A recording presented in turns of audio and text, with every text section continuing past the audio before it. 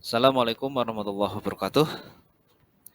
Perkenalkan, nama saya Lutfil Hakim, JGB Angkatan 9 dari Kabupaten Jepara.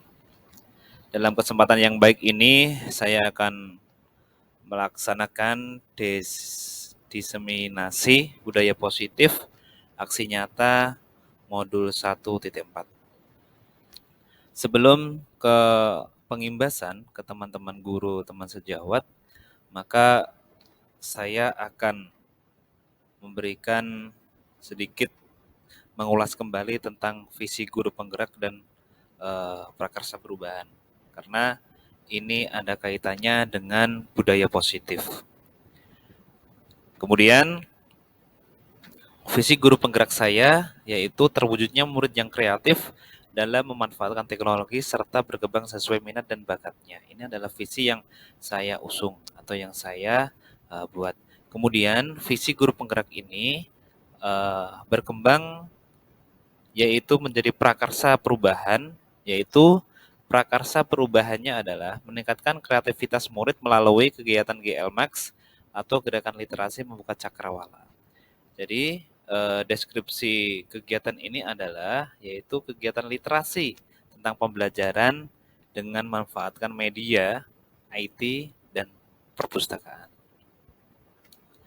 Nah, sekarang teman-teman semua, jadi implementasi budaya positif sesuai prakarsa perubahan guru penggerak yang saya buat adalah ini, Bapak Ibu. Di situ saya menggunakan Chromebook untuk media literasi anak karena literasi anak hari ini tidak hanya dengan buku, tetapi saya menggunakan media Chromebook. Selain itu, banyak media-media yang saya gunakan tentang budaya positif yang saya prakarsai ini. Kemudian, program lainnya yang memelihara budaya positif dan merdeka belajar untuk mewujudkan pembelajaran yang berpihak pada murid adalah yang sering atau yang sudah kami lakukan, yaitu pembiasaan apel dan doa Asmaul Husna bersama. Kemudian yang kedua, pembiasaan salim sapa teman guru. Di sini juga ada setelah apel sehingga anak-anak bisa salim kepada guru. Kemudian ada sholat berjamaah, ini khususnya kelas 6 setelah setelah duhur bisa berjamaah. Kemudian ada ekstrakurikuler. Kemudian juga ada Jumat berkah, ada Jumat potong kuku, dan peringatan hari besar lainnya, ada Maulid Nabi, ada Isra Mi'raj, dan lain sebagainya. Kemudian ada Jumat sehat dan bersih, ada senam, kemudian nanti dilanjut lagi dengan bersih-bersih di sekitar sekolah. Selanjutnya ada upacara bendera, ini selalu dilaksanakan setiap hari Senin sekali. Kemudian ada outing class, setelah jalan-jalan mengitari lingkungan sekolah, masyarakat, kemudian kita lanjut makan bersama. Kemudian ada pramuka. Selanjutnya TIK ini juga berkolaborasi dengan tentang literasi juga. Kemudian ada belajar dan bermain sehingga anak-anak tidak jenuh dalam belajar, sehingga kita selingi dengan bermain juga. Nah, kemudian ini ada implementasi segitiga restitusi. Ya, silakan simak video berikut ini.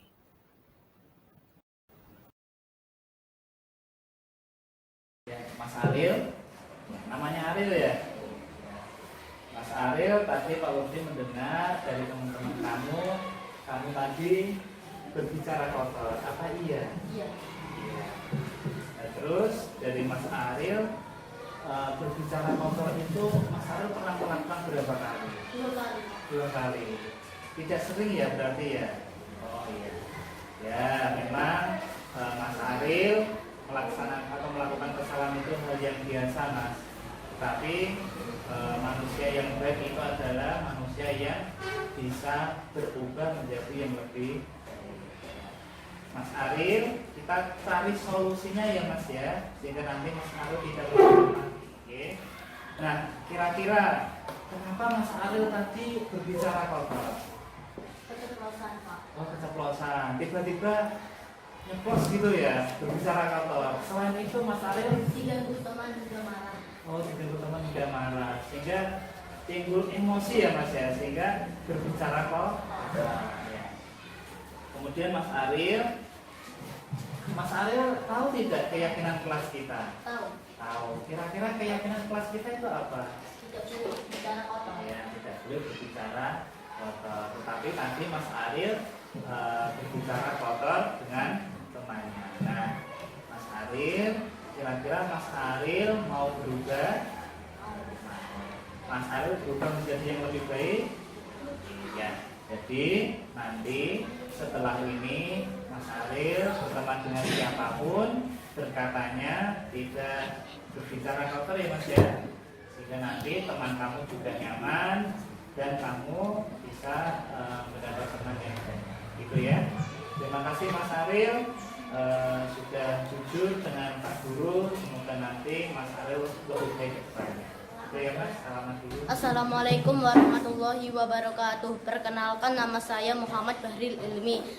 Saya kelas 6 SDN 1 Bandung Harjo. Saya sangat suka diajak diskusi oleh Pak Lutfi untuk mencari solusi, dan saya berjanji tidak akan mengulangi lagi pelanggaran berkata kotor, karena berkata kotor merugikan orang lain dan diri sendiri. Assalamualaikum warahmatullahi wabarakatuh. Ya. Mas Faruk ya. Namanya siapa Mas? Muhammad? Iya. Oh iya Mas, tadi Pak Lutfi itu mendengar laporan dari teman kamu. Katanya kamu membuli teman kamu ya? Oh, membuli teman kamu. Lah, kemudian kamu membuli teman kamu udah berapa kali Mas? 2 kali, Pak. 2 kali. Dan terus membulinya apa itu? Memanggil teman apa atau memang kesel ya? Ya, Mas Faruk, kira-kira membuli teman kamu itu Mas Faruk tahu tidak itu adalah kesalahan? Tahu. Tahu. Nah, sudah Mas Faruk, memang manusia itu adalah tempatnya salah dan lupa ya Mas. Tapi sebaik-baik manusia itu adalah yang berusaha menjadi yang terbaik. Ya udah Mas Faruk, kita cari solusinya ya. Kenapa Mas Faruk membuli temannya? Sering, Pak. Seri. Lah kamu kenapa kok bisa seri? Ambil, Pak. Benar, Pak. Oh, bukan tidak mendengar. Berarti orangnya cuek ya? Iya. Oh ya.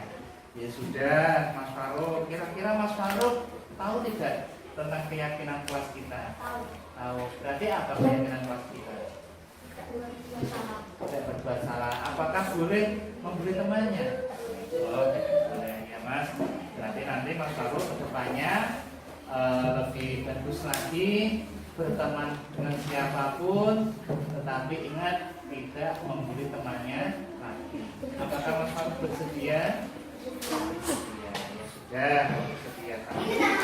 Assalamualaikum warahmatullahi wabarakatuh. Perkenalkan, nama saya Muhammad Faruk Amiruddin, kelas 6 SD 1 Bandung Harjo. Saya sangat suka diajak diskusi oleh Pak Lutfi untuk mencari solusi, dan saya berjanji tidak akan mengulangi lagi pelanggaran membuli, karena membuli merugikan orang lain dan diri sendiri. Assalamualaikum warahmatullahi wabarakatuh.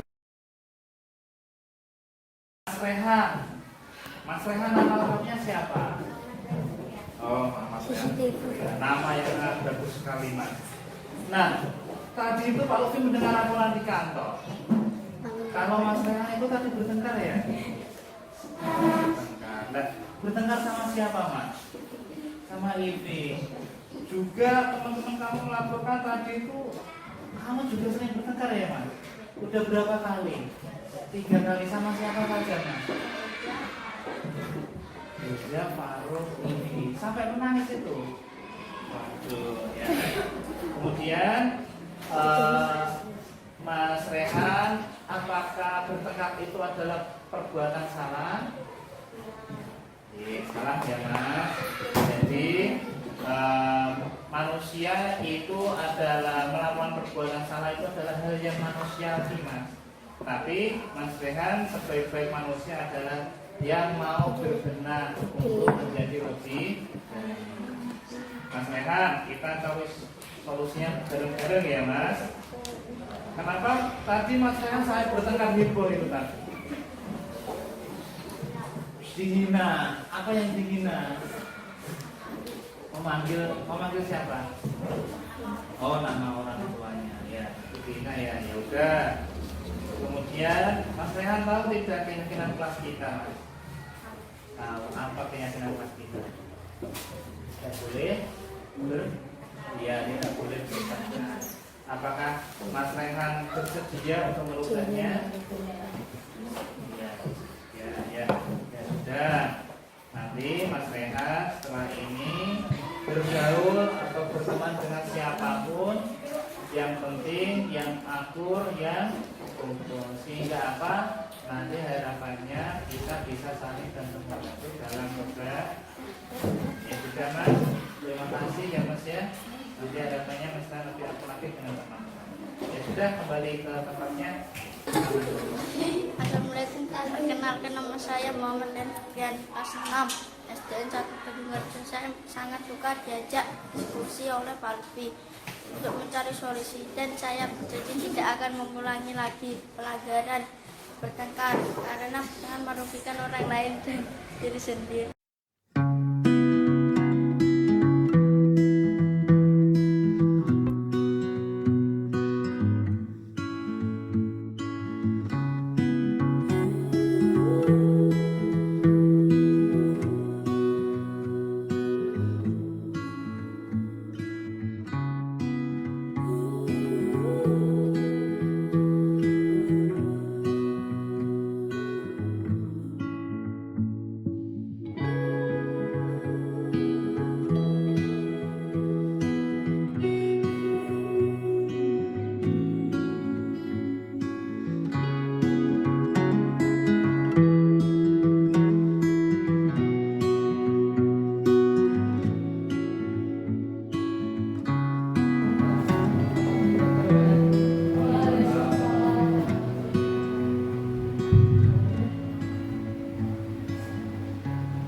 Assalamualaikum warahmatullahi wabarakatuh. Selamat pagi bagi Bapak Ibu yang beragama Kristen. Salam sejahtera bagi kita semua. Yang terhormat Ibu Susianti SPD selaku Kepala Sekolah SD Negeri 1 Bandung Harjo, Bapak Lutfi dan Ibu Kustiani selaku CGP Angkatan 9, yang terhormat Bapak Ibu Dewan Guru SD Negeri 1 Bandung Harjo.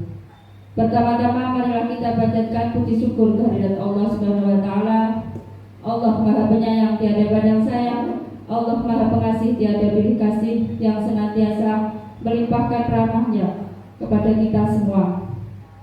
Salawat beserta salam kita haturkan kepada beliau Nabi Agung Muhammad Rasulullah Sallallahu Alaihi Wasallam yang kita nanti-nantikan syafaatnya besok di hari kiamat. Amin. Acara diseminasi budaya positif CGP Angkatan 9 Kabupaten Jepara SD Negeri 1 Bandung Harjo, Rabu 25 Oktober 2023 segera dimulai dengan susunan acara sebagai berikut. Pembukaan merupakan acara yang pertama, menyanyikan lagu Indonesia Raya, masuki acara yang kedua. Sambutan merupakan acara yang ketiga. Penutup setiap doa merupakan acara yang terakhir. Kembali acara kepada pertama, yakni pembukaan. Marilah acara pada pagi hari ini kita buka dengan bacaan basmalah. Bagi Bapak Ibu yang beragama Kristen menyesuaikan, bagi Bapak Ibu yang beragama Islam kami hantar Bismillahirrahmanirrahim. Terima kasih. Memasuki acara selanjutnya yakni menyanyikan lagu Indonesia Raya. Bapak Ibu hadirin dipersilakan berdiri.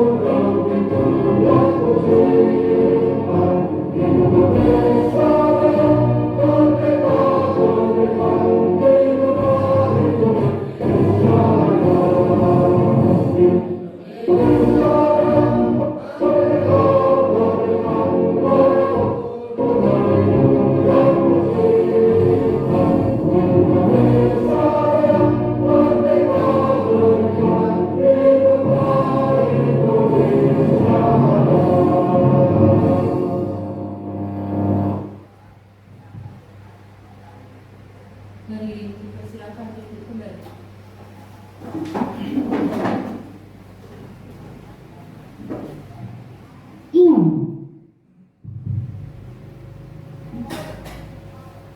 Memasuki acara yang ketiga, yakni sambutan-sambutan.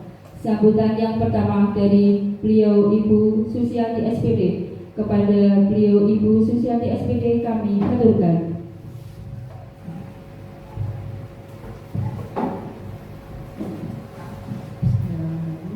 Assalamualaikum warahmatullahi wabarakatuh. Selamat pagi dan salam sejahtera bagi Bapak Ibu, guru dan juga pendidik yang beragama selain Islam. Yang terhormat Bapak Ibu Guru SDN 1 Bandung-Harjo, yang terhormat Bapak Ibu Guru tamu undangan, dan yang saya banggakan Ibu Kustiani dan juga Bapak Lutfi Hakim selaku CGP Angkatan 9 Kabupaten Jepara tahun 2023 yang berasal dari SDN 1 Bandung-Harjo. Pertama-tama saya panjatkan puji syukur kehadirat Tuhan Yang Maha Esa yang telah memberikan limpahan nikmat berupa sehat pada hari ini, sehingga kita bisa melakukan kegiatan yaitu mendukung salah satu program dari guru penggerak, yaitu mendiseminasikan budaya positif yang ada di SDN 1 Bandung-Harjo. Salawat serta salam juga saya haturkan kepada Nabi Muhammad SAW yang akan kita nantikan syafaatnya di hari akhir. Bapak Ibu, kegiatan hari ini yaitu CGP, dalam hari ini adalah Bu Kustiani dan juga Pak Lutfi Hakim, nanti akan berbagi kepada Bapak Ibu budaya positif yang bisa diterapkan di SDN 1 Bandung-Harjo ini, sehingga nanti bisa menjadikan perubahan di dunia pendidikan khususnya di SDN 1 Bandung-Harjo. Kegiatan ini juga merupakan rangkaian dari kegiatan guru penggerak yang akan dilaksanakan oleh Bu Kustiani dan juga Pak Lutfi untuk 6 bulan ke depan. Pesan saya, dari diseminasi ini nanti Bapak Ibu bisa berbagi program-program apa saja sih yang bisa diterapkan di sini yang nantinya berkaitan dengan budaya positif, dan itu nanti juga ini adalah merupakan perjalanan yang dapat digunakan kepada CGP untuk melakukan aksi nyata modul 1.4. Jadi harapan saya ini nanti Bapak Ibu bisa mensosialisasikan ibarat seperti itu program-program yang akan dilaksanakan yang berkaitan dengan budaya positif, bisa itu adalah kegiatan pembiasaan, kegiatan intrakurikuler maupun yang bisa diterapkan dalam kegiatan ekstrakurikuler. Kemudian Bapak Ibu semua, karena ini adalah merupakan program sekolah, walaupun ini ada berasal dari ide dari CGP, tetapi ini adalah merupakan sebuah program dari sekolah. Harapan saya Bapak Ibu semua mendukung terlaksananya kegiatan ini, sehingga nanti Bapak Bu Kustiani dan juga Bapak Lutfi dapat lulus dengan nilai yang bagus, dengan nilai yang memuaskan, dan bisa menjadi agen perubahan pendidikan di SDN 1 Bandung-Harjo ini, dan bisa memberikan warna yang lain kepada pembelajaran yang dapat kita lakukan. Demikian yang bisa saya lakukan. Akhir kata, wassalamualaikum warahmatullahi wabarakatuh.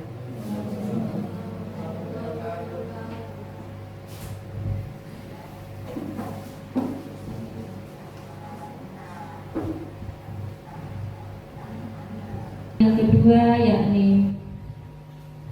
dari beliau Bapak Lutfi Hakim SPD. Kepada Bapak Lutfi Hakim SPD kami haturkan.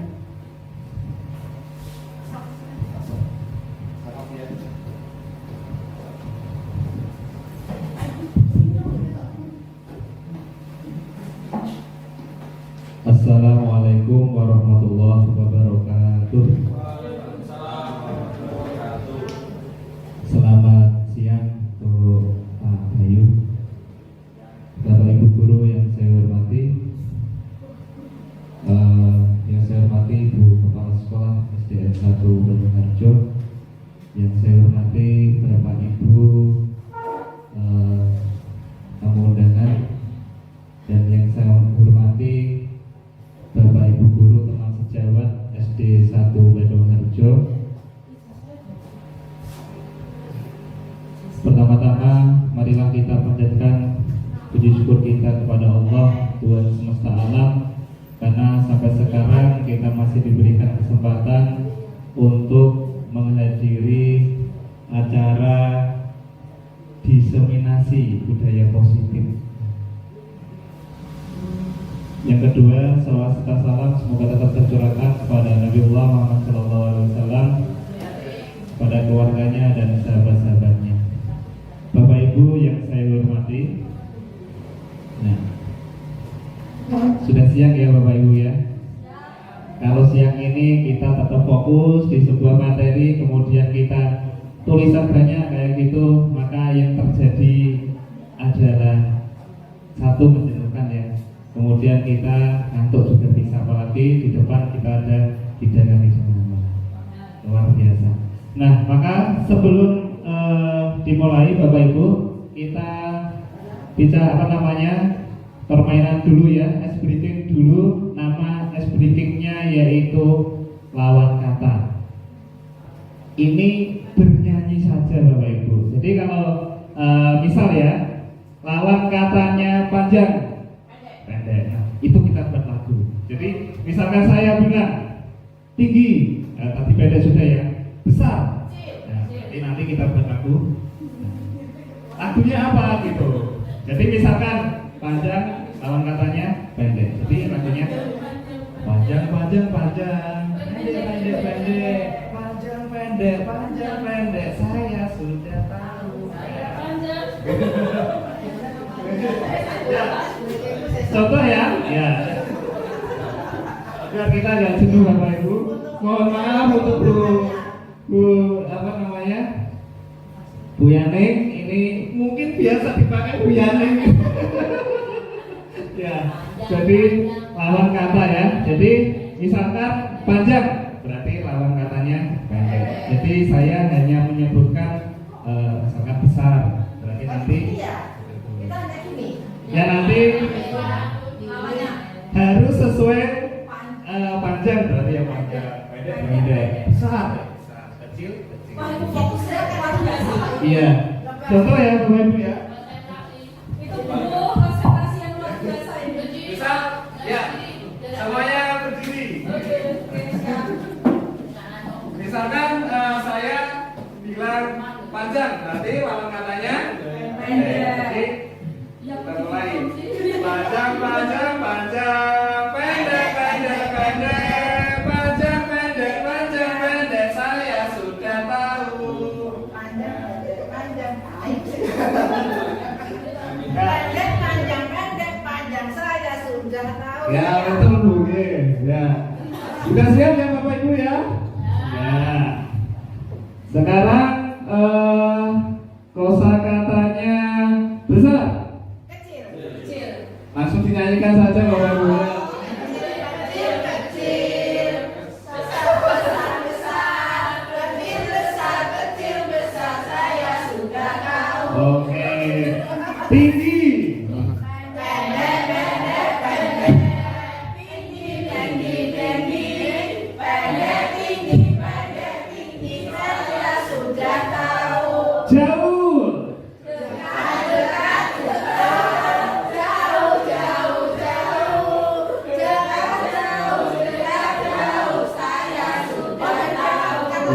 Tepuk tangan untuk ajudan Bapak Ibu ya. Terima kasih Bapak Ibu semuanya. Ya, hari ini saya akan menyampaikan tentang diseminasi budaya positif, yaitu program dari Guru Penggerak Aksi Nyata Modul 1.4. Di dalam budaya positif ini atau di pemateri saya ini ada beberapa subbab yang akan kita bahas. Yang pertama, disiplin positif dan nilai-nilai kebajikan universal. Yang kedua, teori motivasi, hukuman dan penghargaan. Kemudian restitusi. Kemudian ada yang keyakinan kelas, kebutuhan dasar manusia dan dunia berkualitas. Kemudian 5 posisi kontrol, dan yang terakhir segitiga restitusi. Ya, kita menginjak ke materi disiplin positif dan nilai-nilai kebajikan universal. Yaitu disiplin positif merupakan unsur utama dalam konsep budaya positif. Kata disiplin identik dengan kepatuhan. Gimana Bapak Ibu? Ya. Misalkan kamu harus disiplin berangkat tepat waktu. Kira-kira itu sebuah harus ditaati oleh siswa atau betul-betul? Harus. Iya.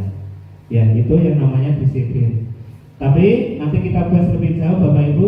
Jika dibawa ke dalam pembelajaran, maka yang terbayang adalah murid yang patuh pada tata aturan kelas, patuh pada tata aturan sekolah. Jika melanggar akan terkena hukuman. Itu yang namanya disiplin. Ya, jadi misalkan tadi Ivi dulu pernah berangkat terlambat, ada sanksi, ada hukuman. Nah, itu juga namanya tata aturan di dalam kelas. Kemudian konsep disiplin positif mengacu kepada bagaimana seorang guru membimbing muridnya dalam menumbuhkan disiplin diri karena motivasi internal untuk mewujudkan murid yang merdeka. Jadi Bapak Ibu, ini ada dua kata antara disiplin sama disiplin positif. Kalau disiplin itu bisa jadi bersumber dari eksternal, dari aturan sekolah, dari aturan kelas. Nah, itu adalah disiplin. Berbeda dengan disiplin positif, itu bersumber dari dirinya sendiri, begitu. Kemudian Bapak Ibu, ini saya akan menayangkan budaya positif saya. Ya, mungkin sama dengan pemateri yang pertama tadi, tapi ada yang beda. Ini tidak banyak-banyak Bapak Ibu. Saya mensinkronkan, saya mensinkronkan yang ini.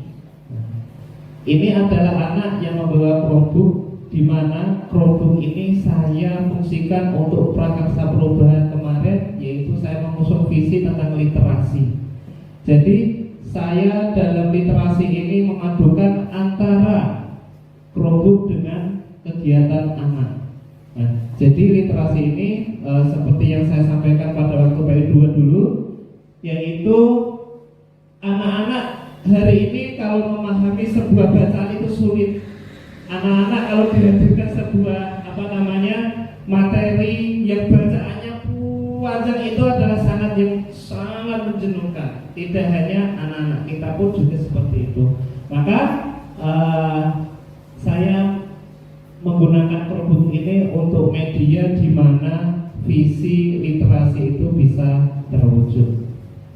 Kemudian juga ada kegiatan budaya positif di SD1, ada salaman, kemudian ada outing kelas, ada upacara, ada pembacaan Asmaul Husna, dan masih banyak lagi. Kalau kita dokumentasikan itu banyak, gitu.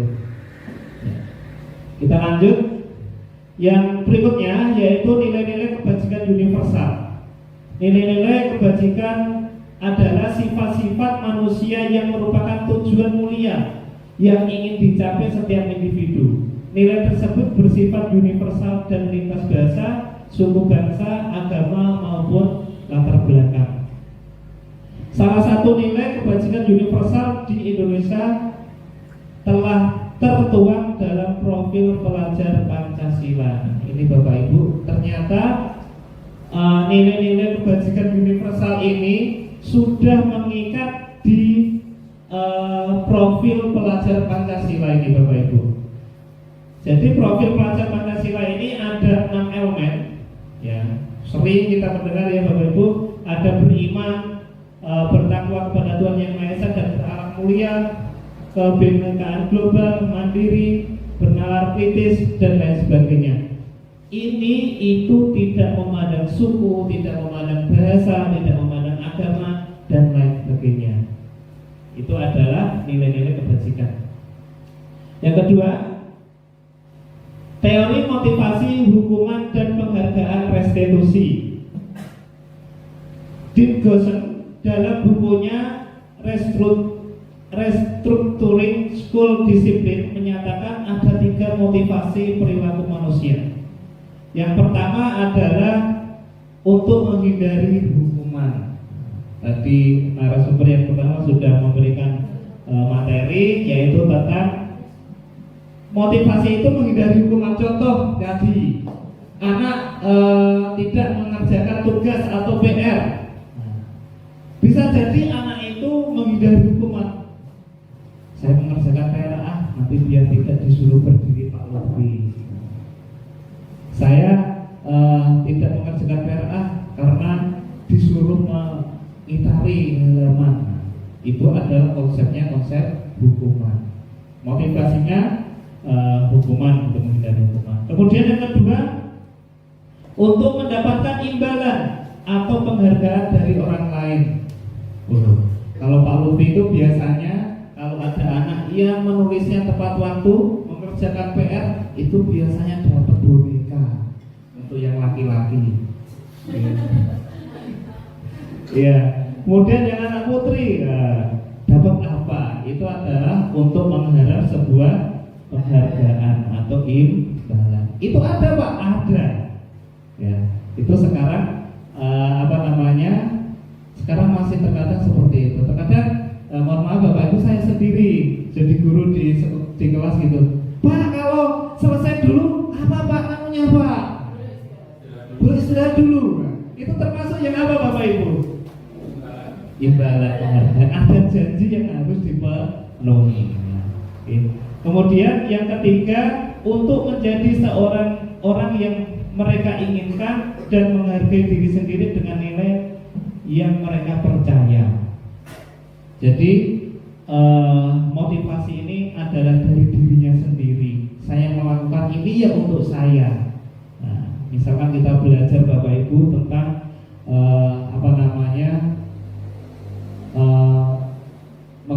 meningkatkan kualitas murid dalam pendidikan. Itu kalau kita ada motivasi dari diri kita sendiri, maka kita menjalannya enak. Berbeda, wah diklat ono sertifikate, itu masih ada faktor eksternal. Ya, jadi Bapak Ibu memang benar yang disampaikan tadi, yaitu motivasi itu ada 2, internal dan eksternal. Yang eksternal itu ada faktor dari orang lain, yang kedua itu internal adalah dari diri sendiri. Pak, level mana yang lebih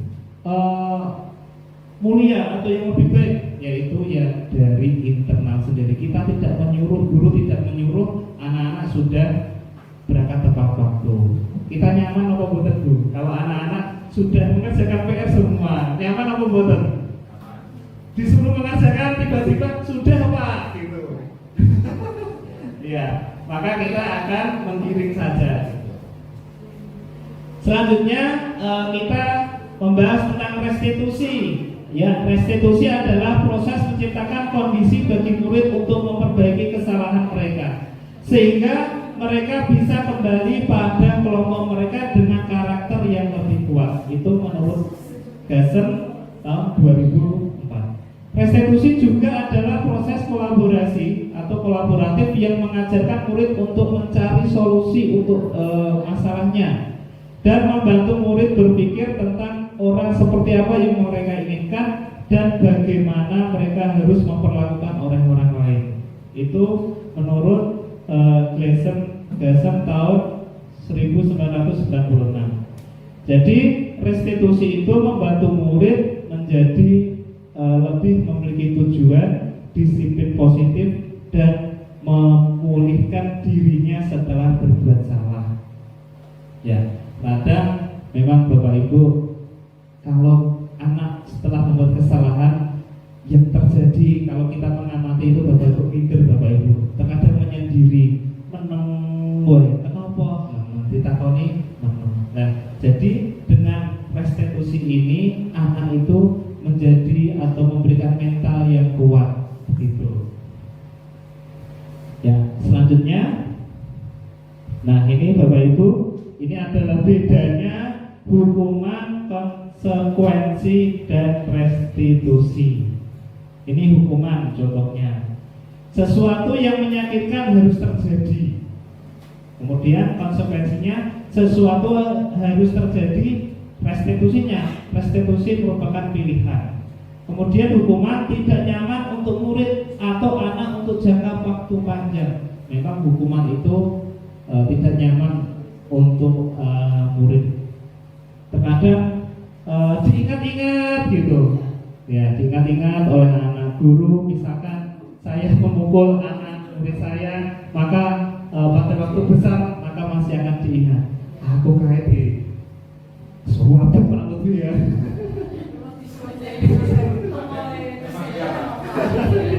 Ya.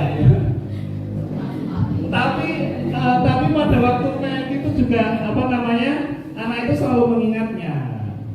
Ya. Kemudian konsekuensi itu tidak nyaman untuk murid atau anak untuk jangka waktu pendek. Kalau restitusinya menguatkan untuk murid, anak atau anak dalam jangka waktu yang panjang. Nah, ini adalah perbedaannya. Jadi hukuman itu konsekuensinya dan restitusinya. Gitu. Kemudian, nah ini kita coba ya Bapak Ibu ya, hukuman atau konsekuensi. Yang pertama, mencatat 100 kali di dalam buku kalimat. Ya, di dalam buku kalimatnya yaitu saya tidak akan terlambat lagi karena terlambat ke sekolah. Ini hukuman atau konsekuensi. Gimana Pak Warno? Yang pertama ini hukuman atau konsekuensi? Hukuman ya. Kemudian Bu Bella yang kedua, lari mengelilingi lapangan basket 2 kali karena terlambat hadir di sekolah. Hukuman atau konsekuensi? Hukuman. Yang ketiga, memberikan coretan yang dibuatnya di meja tulis. Membersihkan. Konsekuensi. Kemudian yang keempat, murid diminta untuk push up 15 kali karena tidak menggunakan masker di sekolah. Hukuman ya. Kemudian menggantikan kertas tugas teman yang telah dicoret-coret. Konsekuensi. Berjemur di lapangan basket pukul 12 siang karena mau ngobrol dengan teman. Mantap ini sebenarnya ya Bapak Ibu ya. Kalau dijalankan itu pasti di kelas itu diem semua.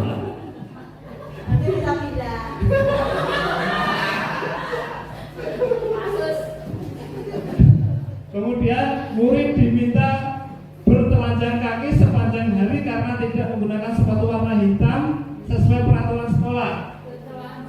Maksudnya tidak pakai nyeker. Ya,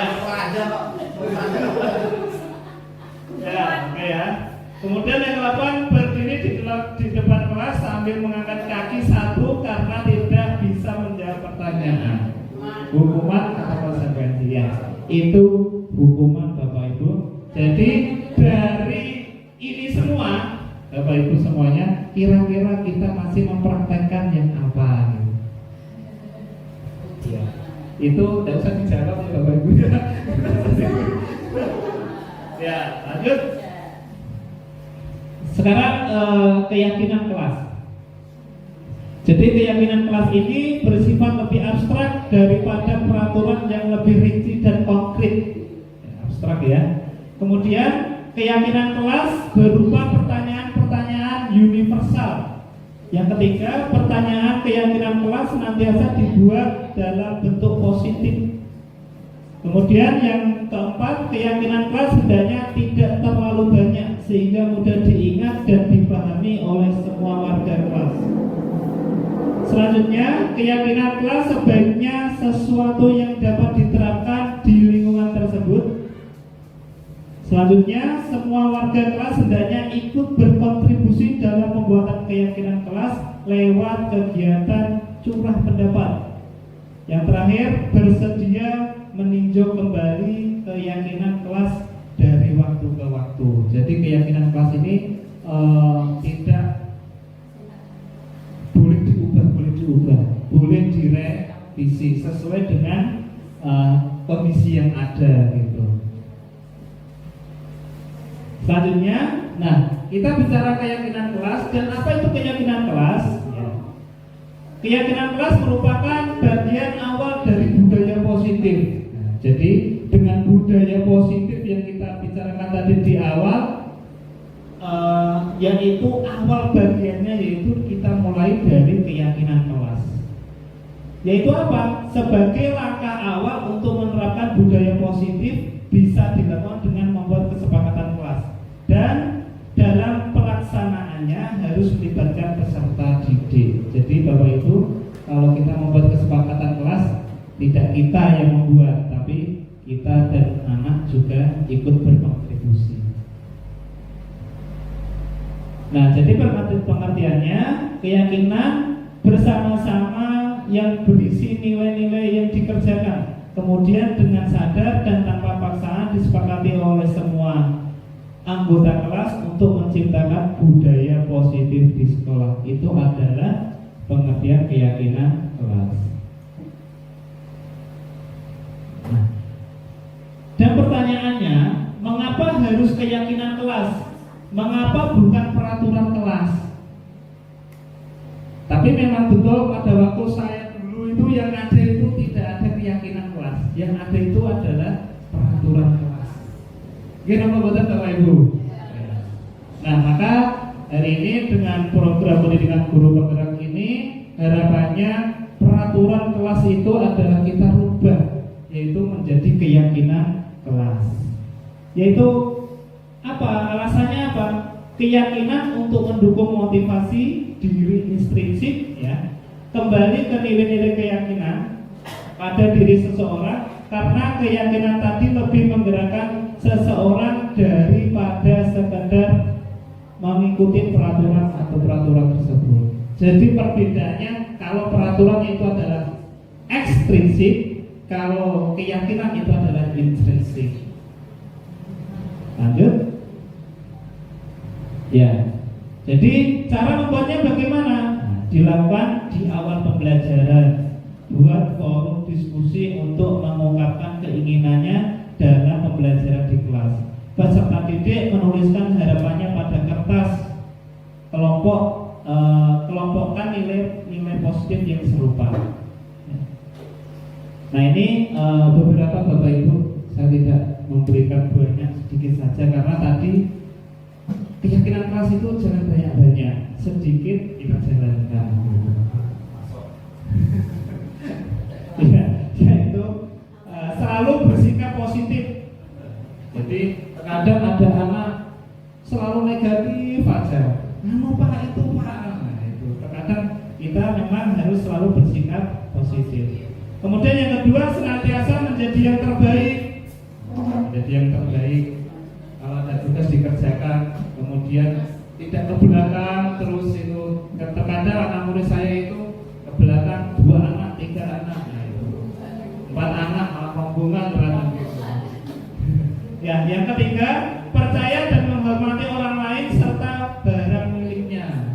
Ini sering terdapat perselisihan Bapak Ibu. Terkadang pertengkaran gara-gara barang milik. Patelot, tik itu terkadang sampai ucal-ucalan kena nangis. Itu tidak menghormati. Kalau kita pinjam ya kita kembalikan itu. Harapannya seperti itu. Kemudian berkomitmen terhadap setiap tugas. Nah, ini Bapak Ibu berkomitmen. Jadi kalau Bapak Ibu guru mengasihkan tugas itu, anak itu saya sendiri Bapak Ibu hari ini harus bagaimana anak itu berkomitmen terhadap tugasnya itu memang tidak langsung spontanitas, kita bertahap memang. Seperti kelas saya sendiri dengan tugas itu ya memang kalau anak yang cepat ya memang cepat. Tapi kalau memang ada anak-anak yang lambat ya memang lambat. Tapi di situ harus kita berikan motivasi. Kemudian senantiasa membantu. Jadi ada temannya yang kesusahan, kesulitan itu dibantu. Dengan apa Pak? Ya kesusahannya apa?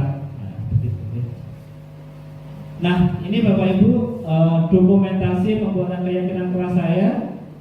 Yang pertama saya menjelaskan dulu keyakinan yang diharapkan dari anak-anak itu apa.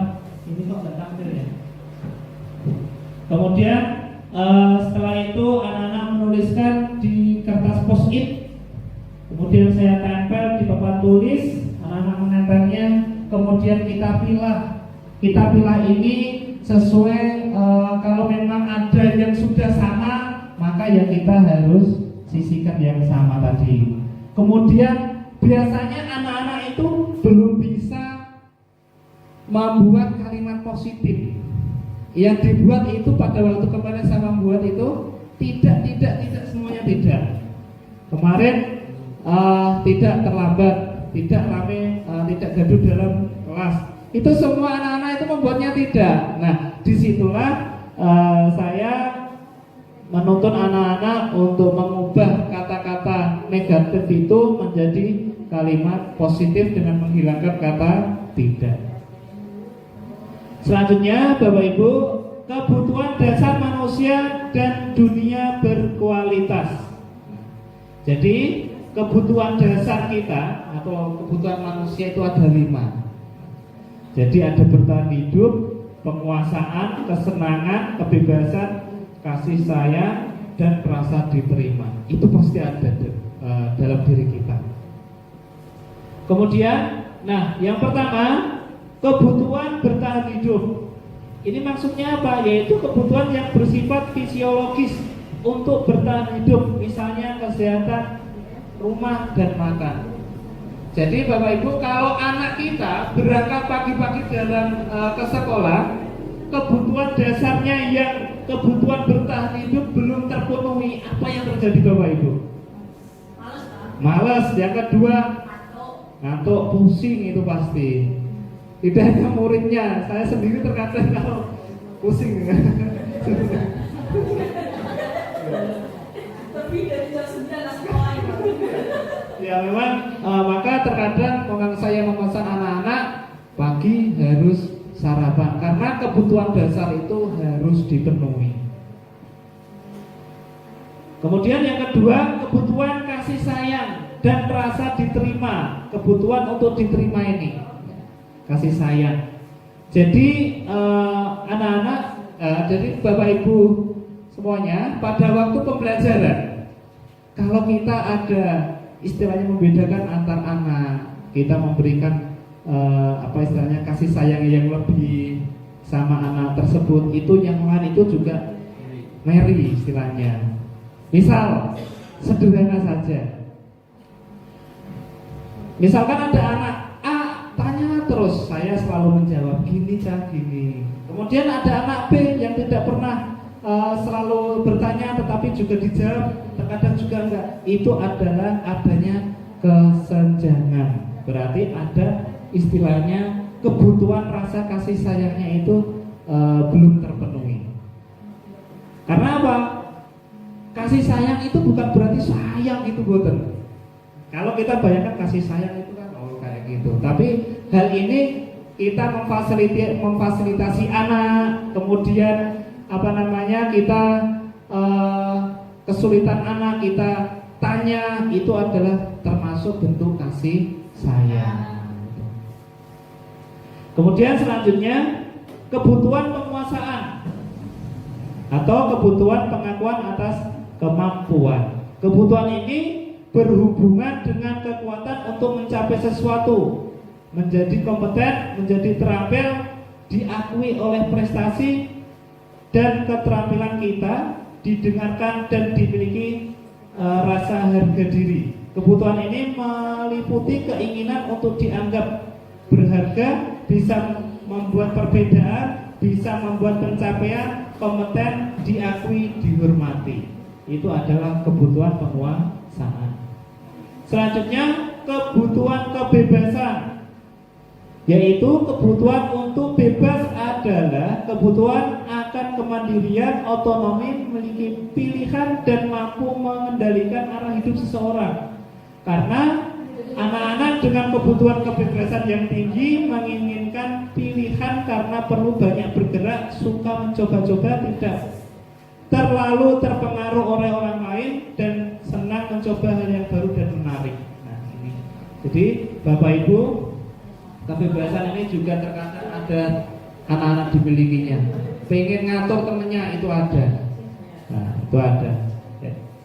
Selanjutnya yang kelima adalah kesenangan, kebutuhan untuk merasa senang. Jadi kebutuhan akan kesenangan ini adalah kebutuhan untuk mencari kesenangan, bermain dan tertawa. Ya, jadi memang anak-anak kalau kita mengacu ke pembelajaran KHD, memang kita sebagai anak itu adalah kodratnya bermain. Nah, jadi kita bermain itu kita harus arahkan seperti apa pembelajarannya. Nah, di sini contoh kriteria kebutuhan manusia atau anak, langsung saja di tabelnya. Ini kalau kita ada tabel ini kita mudah dalam membedakan. Misal, aku merasa bangga dan keren. Misalkan membuat sesuatu karya gitu. Ya, sesuatu karya. Jadi atau dirinya sendiri tampil di depan. Aku merasa bangga dan keren. Itu termasuk penguasaan. Kemudian biar bisa jalan-jalan naik mobil sama teman-temanku, yaitu kebutuhan kasih sayang dan rasa diterima.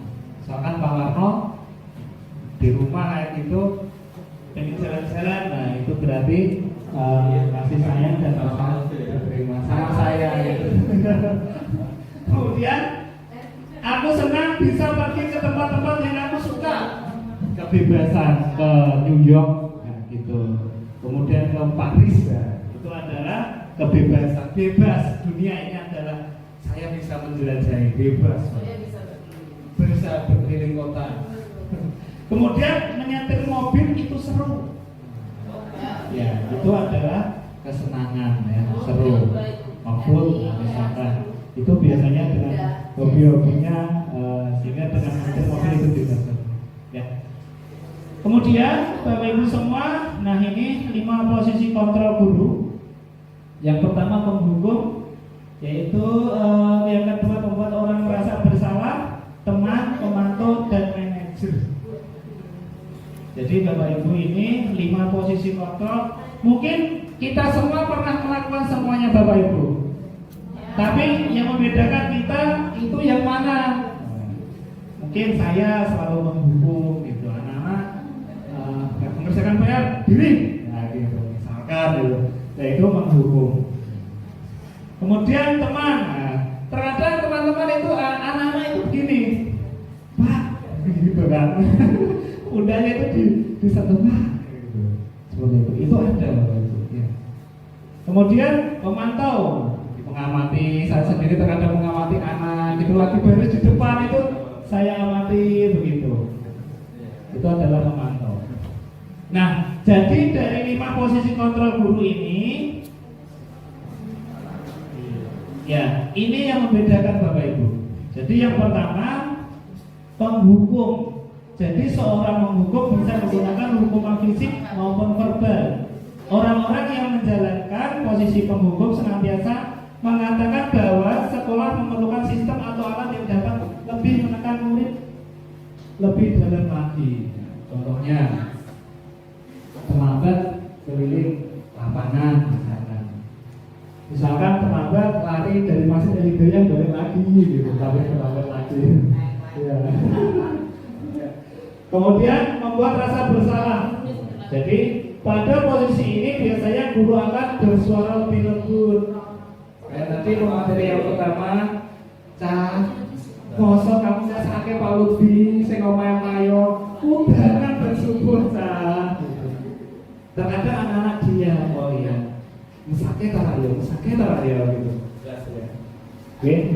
Kemudian yang ketiga teman, guru dapat pada posisi ini tidak akan menyakiti murid, namun akan tetap berupaya mengontrol murid melalui persuasi. Terkadang murid itu kita dekati kayak semacam teman. Pernah Bapak Ibu pada tanah kata kemarin ya, itu Mas Randy ya, mungkin Bapak Ibu kenal. Itu kalau saya istilahnya seperti ini itu nggak terima dia. Jadi saya dekati, saya jagoin, ya makanya di situ terkadang teman itu juga bisa jadi gitu. Kemudian yang selanjutnya pemantau. Memantau berarti mengawasi. Pada saat ini kita mengawasi kita bertanggung jawab atas perilaku orang-orang yang kita awasi. Posisi pemantau berdasarkan pada peraturan-peraturan dan konsekuensi. Dengan menggunakan sanksi atau konsekuensi, kita dapat memisahkan hubungan pribadi kita dengan murid sebagai seseorang yang menjalankan posisi pemantau. Kemudian yang ke-5 yaitu manajer. Ini adalah yang paling apa istilahnya ya Bapak Ibu, yang paling tepat untuk kita lakukan sebagai guru Bapak Ibu. Yaitu apa? Posisi di mana guru berbuat sesuatu bersama dengan murid, mempersilakan murid mempertanggungjawabkan perilakunya, mendukung murid agar dapat menemukan solusi atas permasalahannya sendiri. Nah, jadi Bapak Ibu, terkadang memang manajer ini penting. Murid itu membuat kesalahan dia itu tidak berpikir dia caranya mencari solusi, tidak akan bisa berpikir. Nah, dari fungsi guru ini kita mengarahkan, kita pandu sehingga anak dan guru itu sama-sama atau menemukan solusi yang disepakati. Kemudian, nah ini banyak sekali ya tulisannya Bapak Ibu ya, kecil-kecil lagi. Ya, ini ada motivasi, ada identitas gagal, kemudian ada identitas berhasil dan identitas berhasil yaitu ke manajernya. Jadi bahkan sudah ada penghukum, ada pembuat rasa bersalah, teman, pemantau dan manajer. Jangan khawatir Bapak Ibu, ini misalkan kecil, nanti saya share materinya Bapak Ibu ya. Nanti saya share, jadi nanti pembacanya lebih bisa lagi. Kemudian saya pakai yang pertama ini Bapak Ibu ya, kalau semuanya dibaca kelamaan. Guru berbuat, kemudian penghubungnya menghardik, menunjuk-nunjuk, menyakiti, menyindir. Misalkan menunjuk-nunjuk tadi sampai melotot, matanya melotot, sampai ototnya sampai keluar semua. Nah itu ya. Kemudian membuat orang merasa bersalah, berceramah dan mengatakan seharusnya Bapak kecewa. Bapak kecewa kan sama kamu. Ya. Kemudian teman membuat alasan-alasan untuk muridnya. Kemudian pemantau menghitung dan mengukur dan manajer mengajukan pertanyaan-pertanyaan. Di mana mengajukan pertanyaan-pertanyaan ini difungsikan anak mencari solusinya. Ya, ini adalah materi yang terakhir yaitu segitiga restitusi Bapak Ibu. Oke. Jadi segitiga restitusi ini ada 3 ya Bapak Ibu. Ada stabilkan identitas, kemudian ada validasi tindakan yang salah dan menanyakan keyakinan. Teori kontrolnya apa? Yaitu teori kontrolnya kita semua akan melakukan hal terbaik yang bisa kita lakukan. Kemudian yang kedua, semua perilaku memiliki alasan. Yang ketiga, kita semua memiliki motivasi internal. Ya, selanjutnya Segitiga restitusi ini pada bagian dasar segitiga merupakan langkah pertama restitusi, yaitu menstabilkan identitas. Ini langkah pertama. Ya, jadi menstabilkan identitas. Terkadang kita sebagai guru, saya sendiri misalkan ada anak bertengkar kayak gitu. Kira-kira bertengkarnya itu beda Bapak Ibu. Kira-kira kita panik kan bukan? Panik. Kira-kira kita sempat menstabilkan identitas ini enggak? Tidak. Langsung eksekusi. Ayo ke kantor. Ya, tapi Bapak Ibu memang disinilah kita belajar di mana kita harus melangkah lebih baik lagi, sehingga disinilah kita harus menstabilkan identitas. Dengan cara apa Bapak Ibu? Kita bantu menenangkan mereka dan mencari solusi untuk permasalahan. Ya. Yang pertama, kira-kira kata-katanya Bapak Ibu. Berbuat salah itu tidak apa-apa. Kemudian yang kedua, tidak ada manusia yang sempurna. Saya juga pernah melakukan kesalahan seperti itu. Kita bisa menyelesaikan ini. Bapak Ibu tidak tertarik mencari siapa yang salah, tetapi Bapak Ibu ingin mencari solusi dari permasalahan ini. Kemudian kamu berhak merasa begitu. Apakah kamu sudah menjadi teman yang baik buat dirimu sendiri? Jadi Bapak Ibu, kalau kita ada permasalahan yang dihadapi oleh anak, maka yang pertama kita lakukan adalah menstabilkan identitas. Ini atau sampel kata-kata atau yang kita ajukan pertanyaan ini, contohnya ini. Apakah dengan ini saja Bapak? Tidak. Itu adalah sebagai kreativitas atau kreasi Bapak Ibu masing-masing. Yang kedua yaitu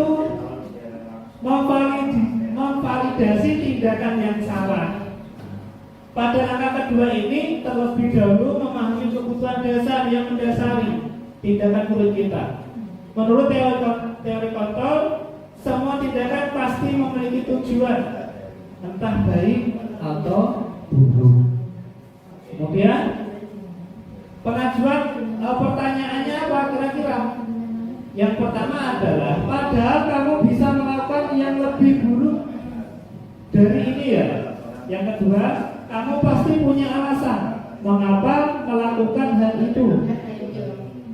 Yang ketiga, kamu patut bangga pada dirimu sendiri karena kamu telah melindungi sesuatu yang penting buatmu. Yang terakhir, kamu boleh mempertahankan sikap itu, tapi kamu menambah sikap yang baru. Jadi Bapak Ibu, ini yang kedua adalah memvalidasi tindakan yang salah. Caranya dengan menggunakan kata-kata. Sama dengan tadi, apakah harus dengan ini? Bukan, sesuai dengan kreativitas Bapak Ibu masing-masing. Ya, kondisinya terjadi permasalahannya ya Bu ya. Kemudian yang ketiga adalah keyakinan kelas atau menanyakan keyakinan adalah langkah yang selanjutnya. Ketika langkah pertama dan kedua sukses dilakukan, maka anak lebih siap dikaitkan dengan nilai-nilai kebajikan yang dia percaya dan berpindah menjadi orang yang dia inginkan. Kehidupan masa depan yang mereka inginkan sangat penting ditanya. Jadi Bapak Ibu yang menanyakan keyakinan ini, maka yang pertama yang kita harus buat itu adalah keyakinan kelas dulu. Keyakinan kelas dulu kita buat. Setelah kita terjadi masalah, maka kita untuk mengaitkannya itu mudah, sinkron Bapak Ibu. Kalau kita belum buat keyakinan kelas dan kita sepakati untuk mengaitkan ke sini, sulit. Tinggal 5 muridnya. Keyakinan kelas apa ya Pak? Gitu. Jadi apa yang kita ajukan pertanyaannya Bapak Ibu? Apa yang kita percaya sebagai kelas atau keluarga? Kemudian apa nilai-nilai umum yang kita sepakati? Kemudian apa bayangan kita tentang kelas yang ideal? Kemudian yang keempat, kamu mau jadi orang seperti apa? Itu adalah kata-kata yang bisa diajukan dalam mengatasi masalah yang kaitannya menanyakan keyakinan. Ya. Bagaimana Bapak Ibu sampai sini? Kira-kira ada pertanyaan? Ya, kalau ada pertanyaan silakan ditanyakan, kita diskusi sama-sama Bapak Ibu. Ya.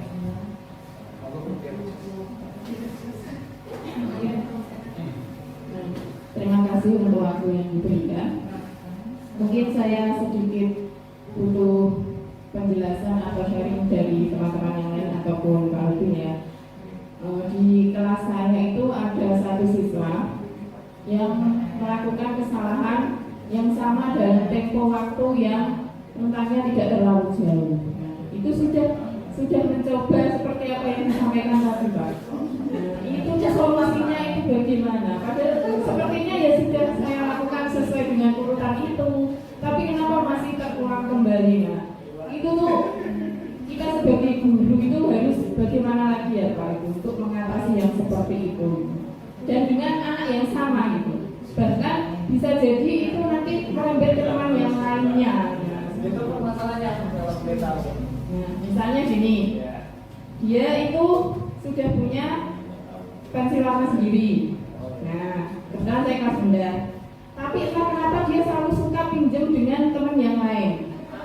Nah, punya dia itu disimpan padahal dia punya gitu. Nah, setelah saya tanya kan, padahal dia punya, kenapa tidak pakai temannya sendiri kecuali ada warna yang tidak ada boleh pinjam teman yang lain seperti itu. Iya, jawabannya iya. Tapi di berikutnya lagi, dia akan seperti itu lagi. Nah, itu bagaimana cara mengatasinya Pak? Terima kasih.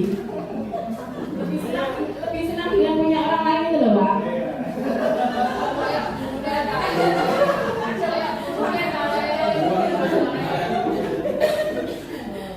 Ya, terima kasih Bu. Mungkin ada teman-teman yang mau mencarikan solusi bersama-sama ya. Ya. Pindah aja sebelah Pak. Ya, Bapak Ibu, memang kalau memang sudah diingatkan dengan jarak dekat begitu lagi, jarak dekat begitu lagi, padahal kita sudah mengingatkannya. Maka memang apa ya Bapak Ibu, yang namanya anak itu tidak lepas dengan lingkungan keluarga. Kita konsep dulu Bapak Ibu, karakter atau penanaman akhlak yang diterapkan di keluarga ini seperti apa dulu. Menurut saya, kalau misalkan akhlak pada waktu di rumah dan di masyarakat itu selalu ditanamkan dengan akhlak yang diingatkan, dikasih tahu yang dimana anak tidak boleh meminjam yang punya, tapi dia meminjam lagi orang lain. Nah, kalau memang diingatkan selalu dan ditanamkan di dalam lingkungan keluarga, maka istilahnya anak tersebut di dalam kelas juga akan sesuai dengan apa yang sesuai istilahnya yang dialami di dalam rumahnya, seperti itu. Maka yang pertama, antara guru dan orang tua harus sinkron Bapak Ibu. Memang yang diterapkan adalah kita selalu mengingatkan, tidak menghukum, tapi kalau yang itu, kalau menurut saya itu termasuk di karakter sudah punya tapi pengen orang lain, mirip orang lain, padahal dia sudah punya. Nah, maka kita ingatkan, kalau yang namanya hati selalu kita ingatkan, kalau di dalam rumah, di dalam sekolah itu selalu diingatkan, insya Allah itu kok agak berkurang Bapak Ibu. Ya, mungkin ada teman-teman yang lain bisa menambah jawaban atau yang lainnya, monggo.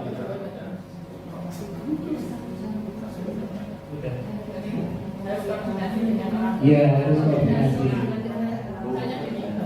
Nah, itu satu kali, dua kali kita sudah koordinasi. Tapi mungkin itu kesalahannya di penanaman dari orang tua. Jadi kita beda cara pandangnya juga. Di kelas kita sudah mendidik seperti itu, tapi di rumah beda lagi mendidiknya. Jadi memang kita berusaha seperti apapun itu susah Pak. Karena di kita itu menyampaikan ini tidak boleh lagi seperti oh tidak apa-apa ini boleh naik atau begitu ya.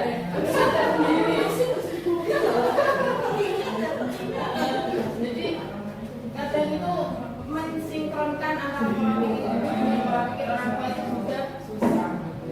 Berarti memang harus sinkron ya Bapak Ibu. Terkadang memang begini Bapak Ibu. Terkadang anak kecil yang masih umur 2 tahun atau berapa. Terkadang dia itu punya mainan sendiri di rumah. Tetapi dia selalu minjem mainan tetangganya. Terkadang tetangganya itu meminjam mainannya sendiri itu tidak boleh, menangis. Maka pertama yang kita harus tanamkan adalah orang tua atau orang yang ada di rumah, di mana kita harus memberikan pengertian. Ada yang lain silakan, mungkin bisa sharing Bapak Ibu, kita bertanya-tanya di sini boleh, ya. Silakan Pak Warno, kayaknya ada yang perlu disampaikan. Ya, mungkin kalau tidak ada cukup ya Bapak Ibu. Ya, jadi Bapak Ibu sebelum saya akhiri, kalau ada kata-kata yang salah dari saya mohon maaf. Kemudian kalau ada istilahnya materi yang kurang tepat dengan teori-teori yang Bapak Ibu istilahnya pelajari, nanti bisa kita saling berbagi. Ya, harapannya setelah ini kita selalu sharing dengan pendidikan tentang permasalahan yang ada, sehingga nanti harapannya kita bisa mendidik anak dengan sempurna seperti itu. Cukup sekian dari saya. Assalamualaikum warahmatullahi wabarakatuh.